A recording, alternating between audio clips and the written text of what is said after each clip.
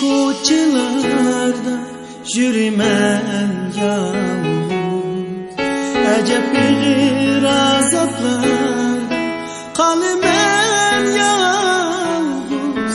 Bilmeymen gidersen kayna, dostlarım bilmeydim ben, hicranda yanımen yalnız.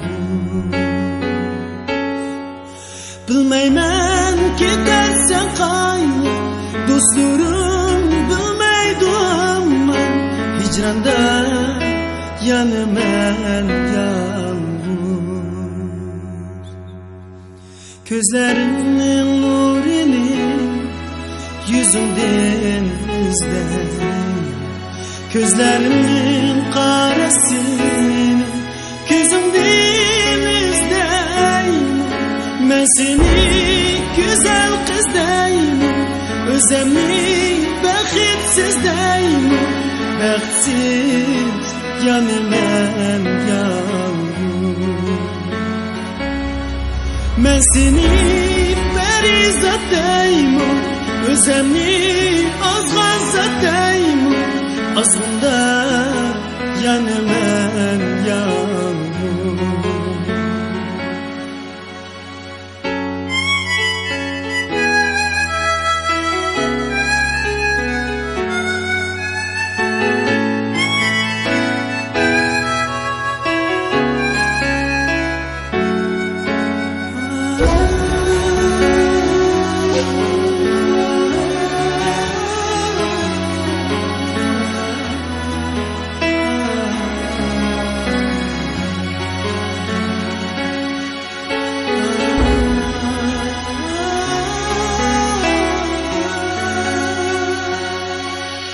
Yadığım yetmez men, suyulsen yalganlar.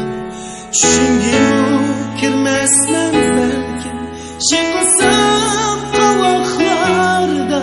İsmini çakir hafif, yüzümde yaşımdı.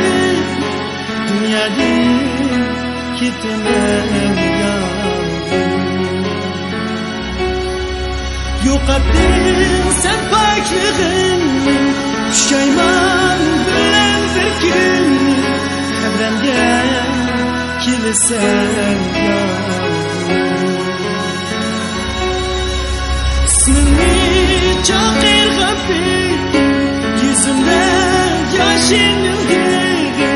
Dunyodan ketman yolg'iz.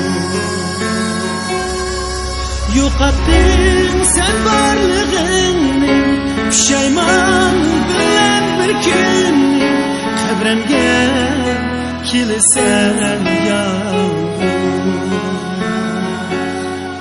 Sen o'zing qolasan